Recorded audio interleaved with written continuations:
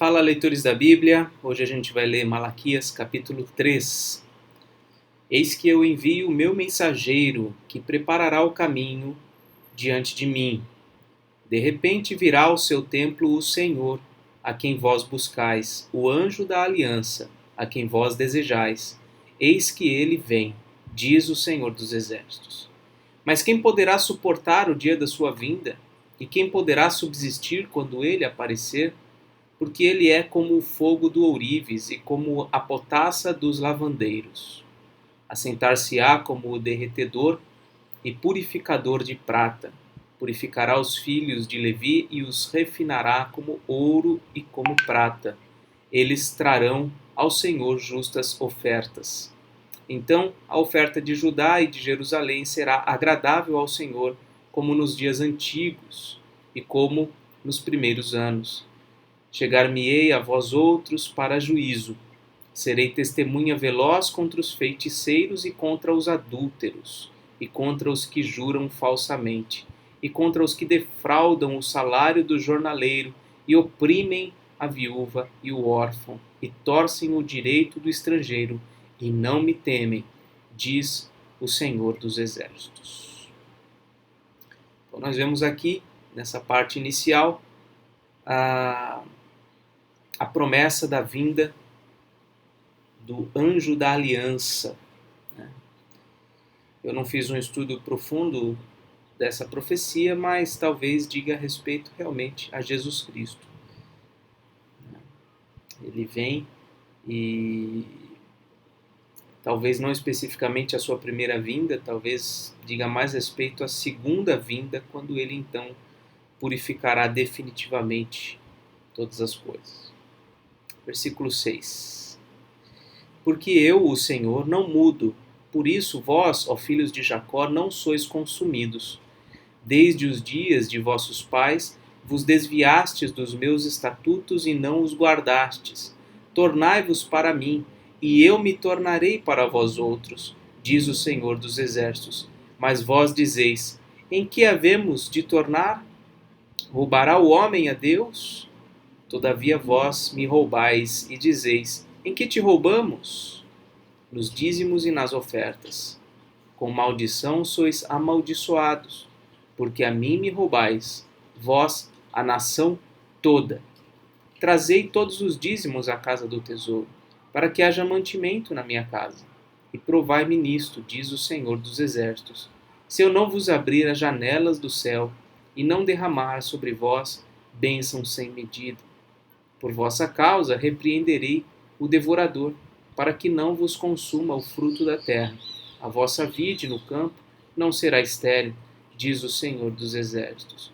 Todas as nações vos chamarão felizes, porque vós sereis uma terra deleitosa, diz o Senhor dos Exércitos.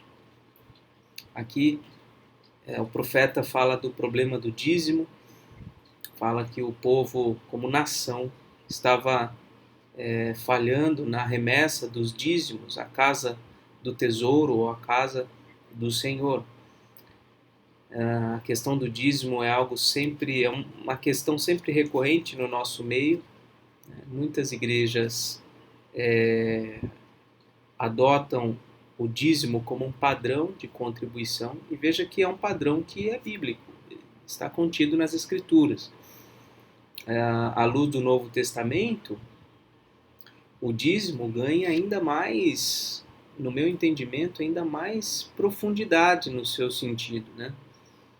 Porque no Novo Testamento nós vemos claramente a necessidade da contribuição como algo que diz respeito até mesmo à adoração a Deus. Assim como o dízimo no Antigo Testamento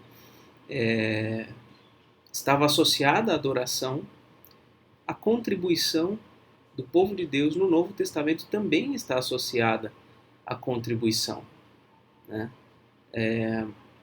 Isso fica talvez mais claro lá em Lucas 21, 1 a 4, quando a gente vê Jesus observando aqueles que depositavam valores no gasofilácio.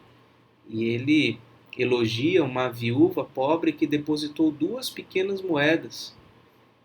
Ela ela deu mais do que todos os demais, não em termos de quantidade. Veja que Jesus nem está tão preocupado assim com a quantidade que é depositada. Mas Jesus sabe que ela depositou mais do que todos porque ela deu tudo o que tinha.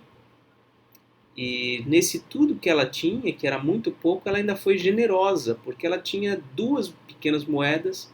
Ela poderia ter ficado com uma e ter entregue a outra, mas ela entregou as duas. Então, até mesmo na sua pobreza, ela foi generosa.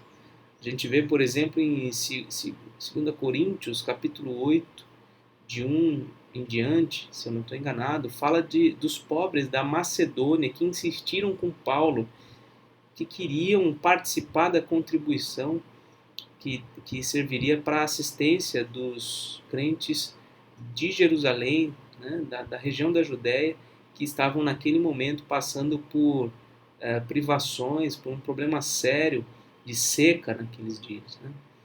Então a gente vê que o Novo Testamento ele não vai trazer o preceito do dízimo tal como no Antigo, mas a verdade é que o povo de Deus deve sim dispor os seus bens, dispor até mais do que 10% para o serviço do Senhor e do seu reino nesta terra. Né? Então, eu costumo dizer que nós só passamos a ser ofertantes a partir do momento que somos dizimistas, porque o dízimo, pelo que eu entendo das Escrituras, é o mínimo exigido para a contribuição do povo de Deus. E o Novo Testamento amplia, né? Falando de generosidade, por exemplo. Se nós damos o mínimo que nos é exigido, onde estará a generosidade, não é mesmo? Então, eu creio que o Novo Testamento traz ainda de forma ainda mais viva e profunda o sentido do dízimo aqui presente no Antigo Testamento. Vamos adiante, versículo 13. As vossas palavras foram duras para mim, diz o Senhor, mas vós dizeis, que temos falado contra ti? Vós dizeis, inútil é servir a Deus, que nos aproveitou termos cuidado em guardar os seus preceitos e em andar de luto diante do Senhor dos Exércitos? Ora, pois, nós reputamos por felizes os soberbos, também os que cometem impiedade prosperam, sim, eles tentam ao Senhor e escapam. Então os que temiam ao Senhor falavam uns aos outros. O Senhor atentava e ouvia. Havia um memorial escrito diante dele para os que temem ao Senhor e para os que se lembram do seu nome. Eles serão para mim particular tesouro, naquele dia que prepararei, diz o Senhor dos Exércitos. Poupá-los-ei como o homem poupa a seu filho, que o serve. Então vereis outra vez a diferença entre o justo e o perverso, entre o que serve a Deus e o que não serve. Então veja, nessa última etapa, o profeta, em nome de Deus, fala de 2 grupos. Né? Um que questiona, em que temos falado contra o Senhor, que diz que é inútil servir a Deus, que diz que proveito tivemos quando nós observamos seus preceitos, andamos de luto diante dele. Nós reputamos por felizes os soberbos. Então esse é um grupo. Né? O outro grupo é aqueles que temem ao Senhor e falam uns com os outros, que o Senhor atentava e ouvia. Havia um memorial escrito diante dele para os que o temem. Quer dizer, eles estavam sempre lembrando da palavra de Deus, lembrando que o Senhor é presente, que o Senhor está atento a todas as coisas. Né? E aí a conclusão no versículo 17 é a seguinte, que eles, este segundo grupo, né, serão para Deus particular tesouro, naquele dia que prepararei. Eu vou poupar eles. Né? Então, Deus realmente faz diferença entre o justo e o perverso, entre o que serve a Deus e o que não serve. De que lado nós estamos? Essa é uma boa pergunta para avaliarmos a nossa própria vida. Ok? Essa foi a leitura de hoje e amanhã a gente continua, se Deus quiser. Um grande abraço.